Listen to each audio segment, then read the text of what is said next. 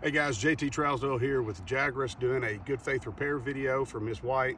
Claim number AL23-0100458-B as in Bravo 823. Today's date is 11/16. It's 75 degrees outside. We always like to notate that because obviously if it's too hot, you don't need to be on the roof because you're going to damage it anyways. And obviously if it's too cold, well then your shingles get really, really stiff and you're probably going to end up damaging them then. So we want to make sure we're doing it at an appropriate temperature set. We've got a shingle here. As you can see, it's got a sharp crease right here. It's literally about to fall off. So we're going to do a repair of that shingle.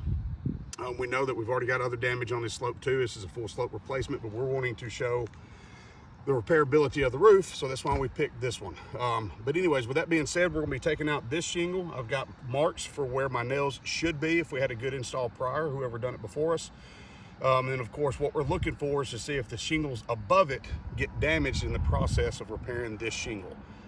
Because if it does, obviously that's going to be a textbook non-repairable roof. And of course that's documentation information the insurance company needs to make the appropriate decision. So we've got our first run of nails that's going to be right here under this shingle.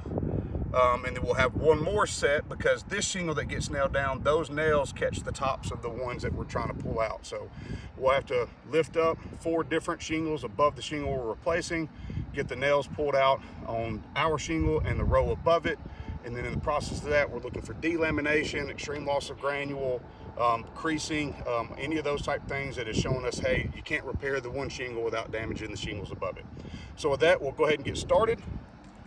Bear with me, I do have a little bit tender of a leg right now, so I seem slow, that's why. All right, a couple things I always like to go over in these videos. Whenever we're doing these, this has been hands down the best bar I've ever found to do this with. It's wider at the top, so you get a lot more dispersed of your force when you're trying to lift up. And then of course, when it's setting flat, you are well below a 45-degree angle. Most insurance companies don't want to see the shingles raised more than 40 or 45 degrees. Some of them go up to 90, but there's never really a need to pull one up that high.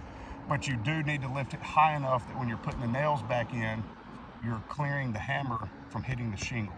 So you got to get up high enough to where you can get to your nail.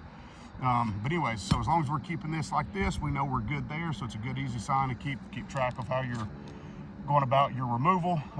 We want to make sure we're being gentle, that we're not damaging the shingle, you know, by being excessive with force. The other thing too is when I get under these, you'll see me, instead of rocking back and forth, I'll wiggle left and right. I like to do that because if you come up and the shingle's got a good adhesion, sometimes you can tear the shingle. Obviously that's us damaging it, so we want to try to avoid that if we can. But sometimes if the roof is brittle enough, it doesn't matter what you're going to do. When you try to get under it, it's not going to want to have flexibility to it. It's going to want to tear or break. So we're keeping an eye out for that too. When I get ready to get my nails out, you will notice I don't hammer it down. I'll take it, I'll put nice steady pressure. You can feel the nail turning loose. I'll pull it out, pat the shingle back down, and pull the nail the rest of the way out. So we'll get started.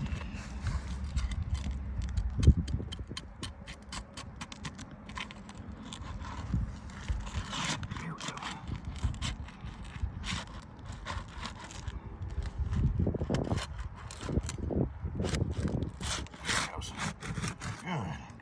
Good temperature today. Seems like it's going to cooperate with us very well.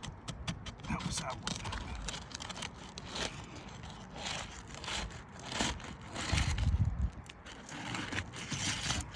All right, got that one. Already right out the gate, I can tell these feel really, really stiff. So it's not looking good.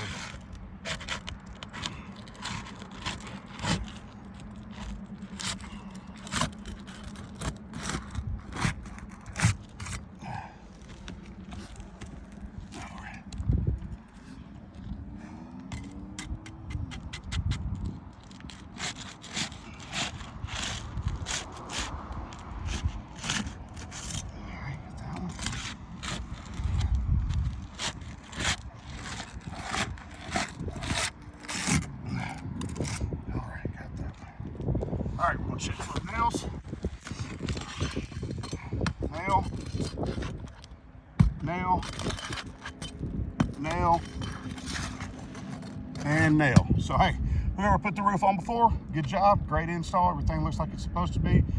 4 nails where the replacement's supposed to be at, and all of them are in the nail strip. So we do gotta have a good install. That's always good to check for in the beginning. So we'll get started.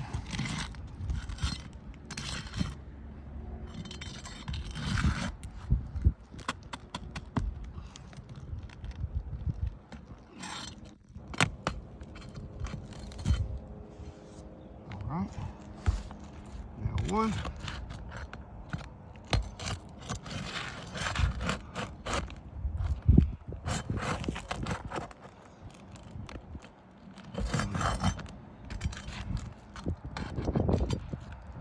Nail two.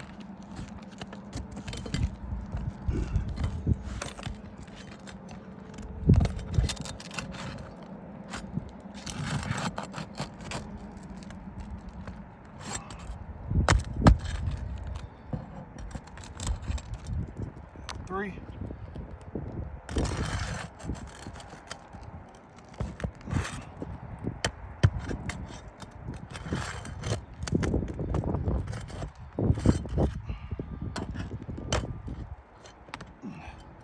Nail four. All right, something I want to point out that I noticed while I was doing that is when you begin to lift up, I mean, obviously we're not even anywhere close to a 90, or I'm sorry, a 40, and you can already see it starting to delaminate. So as we lift this shingle up to get our nails put in, you can see it's not wanting to bend at all. It's already starting to crease. We're seeing granule loss across the tops of that. And then of course, you can see this is wanting to come up, it's wanting to start to pull apart from its delamination. So I can only imagine when we actually lift up high enough to put the nails in, looks like we're gonna be dealing with a textbook non-repairable roof. But we'll continue to go, see what else happens. Minimal movement, granules coming out. I've already got a line started across the top of that one, so don't have high hopes for the actual repair process being successful.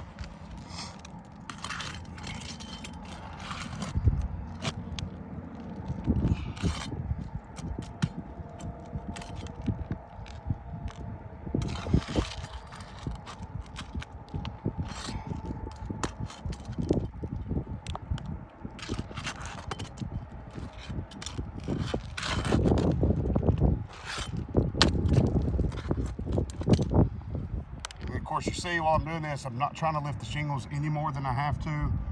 But even with the minimal movement, again, you can already start to see your granule coming loose at the top. I don't know if the video will pick it up, but you can hear it running down the roof. So.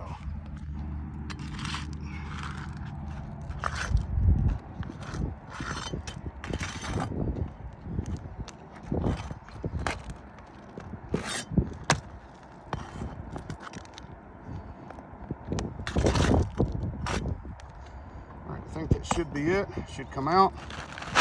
Nice easy pull. All my nail holes are in the nail strips. So good removal. And of course you can see like it doesn't want to bend. It doesn't want to bend at all. These things are incredibly stiff and they're incredibly brittle. No flexion like you would like to see from a newer shingle. This one, and I'll give you an easy example. I mean, you see how it's not even nailed down, but you can see it wants to bend up. You don't see any separation in your lamination on your top teeth.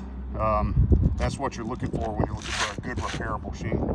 Obviously, we don't necessarily have that here. So we'll get this one put in place. Thing rolling right along. I always want to make sure we get a good lineup.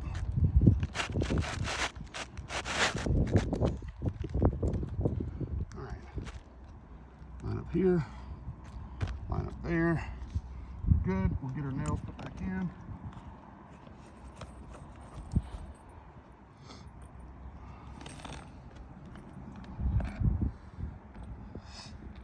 Something else too, I always try to, especially when I'm going back up here, I want to make sure that I'm putting my nails in just to the left, just to the right, or just to the above of the old nail hole. You don't want to go back through the same nail hole because it's not going to hold as well as it used to. So something just to keep in mind. Now, when I go to lift these up, you're going to start to see, you can already see it here, the delamination, where that's wanting to bend and curl up. It's not supposed to do that. It is supposed to bend with it.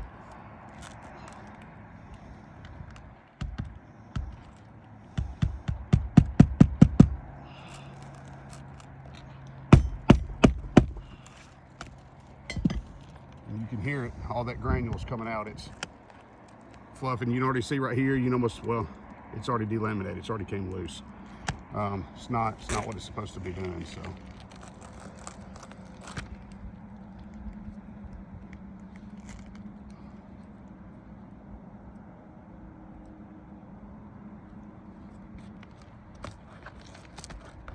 Again, you see it perfectly right there. And it's not, it doesn't even want to let me lift it up that high.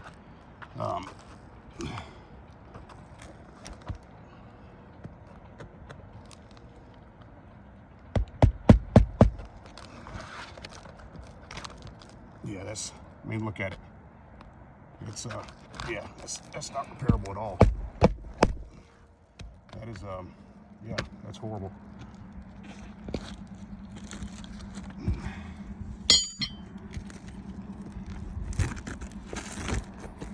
Let's see here. Oh.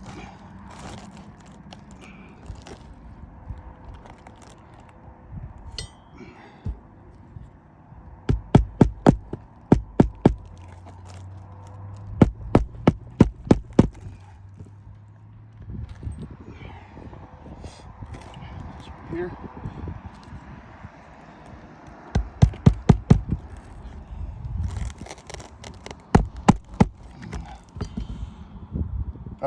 Yeah, and it's already feeling like this shingle's starting to separate, even trying to fold it up. Again, we've got loss of granule across the top. You see when you tried to roll it, like it's already wanting to pull loose from the nails that's still at the top of it. So 100% to do this roof right, I would now have to replace this shingle. I'm sure this one's going to do the same thing as soon as I start to get this one nailed back down. So again, it's one of those things we look for. We're trying to make sure we give them everything they need to make the appropriate decision, but this is lining up to be a textbook non-repairable roof. All right, we'll get our nails back in that we took out earlier. Yeah, I mean, that's, and I'm not a little fella. That is incredibly hard to lift up. It is not supposed to be like that.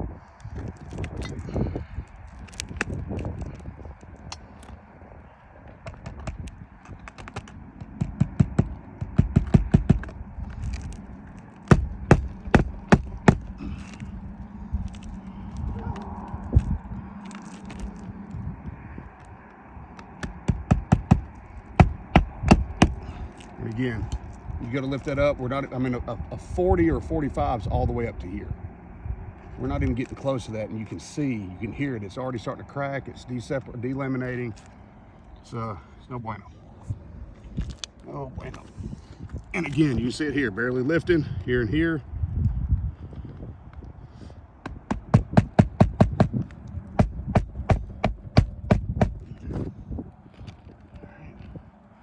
Last one. There we go.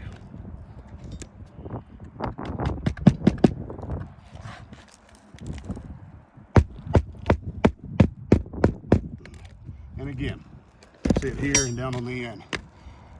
There goes all your granule. It's all coming out at the top. I mean, literally, that one has a crease all the way across the top. Granule is just pouring out of it, and you can see the crease showing up incredibly well. So yeah, guys, that is the gist of this one.